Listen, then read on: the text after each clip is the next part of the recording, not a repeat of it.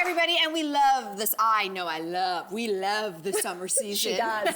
But our next guest says it can be particularly hazardous for our four-legged friends. It's true. So she's here with a refresher on how to best protect our pets from some common summer dangers. Please welcome Dr. Rebecca Greenstein. Welcome back. Oh, it's so good to be here. So good to have you here. We need to have a moment for your dress because I don't even notice. She's got cats on her. Cats! Kittens on the dress. You're the coolest pet we've ever had on the show. Moving on. Melissa, get serious here. Okay, listen, we're going to get up to speed. You're going to bring us up to speed on all of these pet summer safety facts that we need to know. So audience and we have paddles. You're going to put us to the test with some true or false. We're going to do our best to get this right, okay? Are we ready? Yeah. Everybody's ready. True or false? Dogs and cats don't suffer from heat stroke the way that humans do. True or false? What do you guys think? It's false. You guys did great.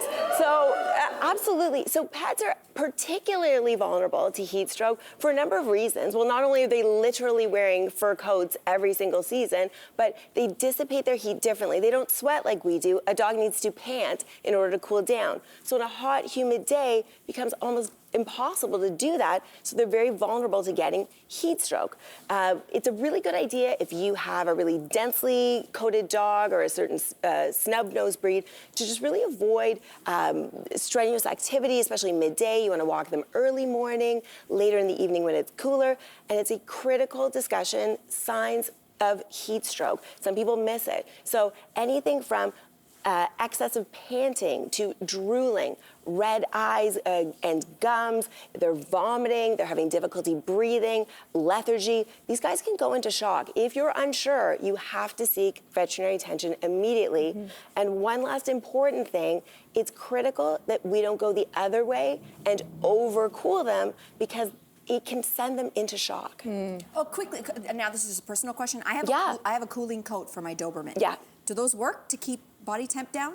There are a lot of different thermo studies that sort of show that some are more effective than the other ones. But if you have a dog who's in active distress, using like freezing water, just that huge shift in temperature can send them into organ failure. But cooling vests are a great idea. You know what I do with my guys is I water them before we leave for the walk. Yeah. So they actually are watered down, and then we pick routes on the way where they can re-water, as in like go into the lake or something. Yeah. Okay, next question. True or false? If the weather is reasonably cool and the windows are cracked, it's safe to leave your pet in a parked car.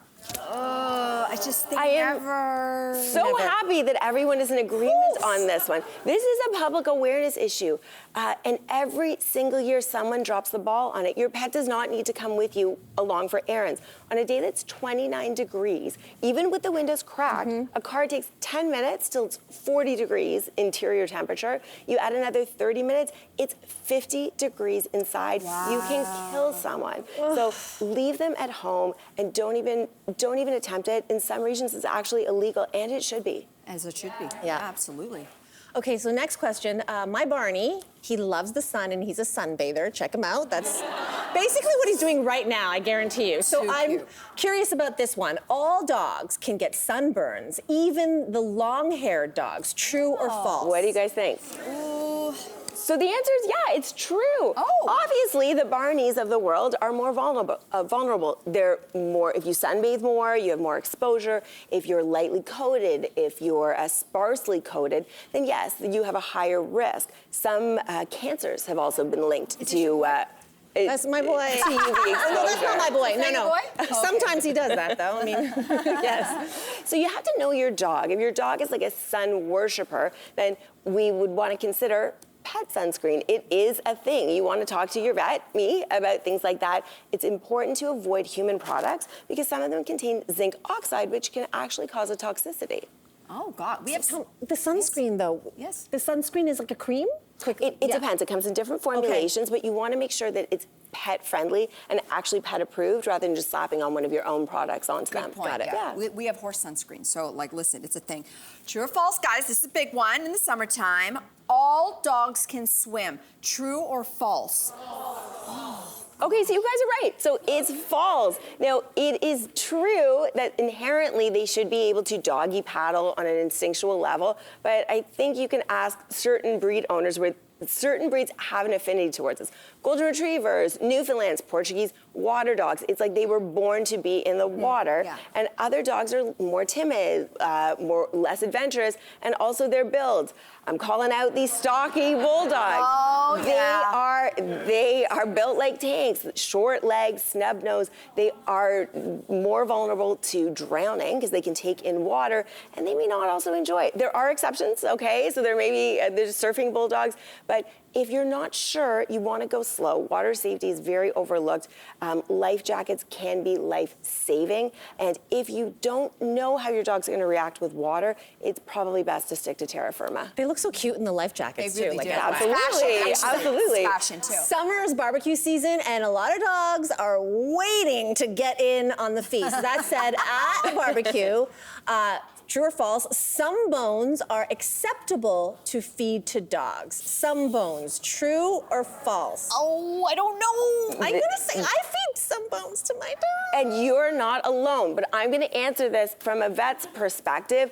There's no such thing as a bone that's 100% safe. So some bones, it's not true. Some bones aren't safe. We wanna consider them risky inherently. Why? Because regardless of the shape or the size, there's a risk of anything from choking to dental fractures, more serious things like damage to the lining of the throat, esophagus, and gut. And that's not even obstructions, perforations. So yes, I'm sure there are people who have fed their dogs bones and had no problems. Those are not the people who would come in the middle of the night on a merge. One other sort of barbecue-related feature that we have to be aware of is shish kebab skewers, and those are even more dangerous. It's like swallowing a sword. So if you think that your dog has ingested that, then you need to seek immediate medical care. Those cases can be fatal if left untreated. Oh my gosh, there's so much more. We're just scratching the surface. Thanks for helping us get our minds right. My pleasure. Thank you. Hey there, and thanks for sticking around. Wasn't that just fantastic? You know where you can get some more all-around great content? Our YouTube page. It's filled with all the laughs and thought-provoking chats you could ask for. So do yourself a favor, like and subscribe now.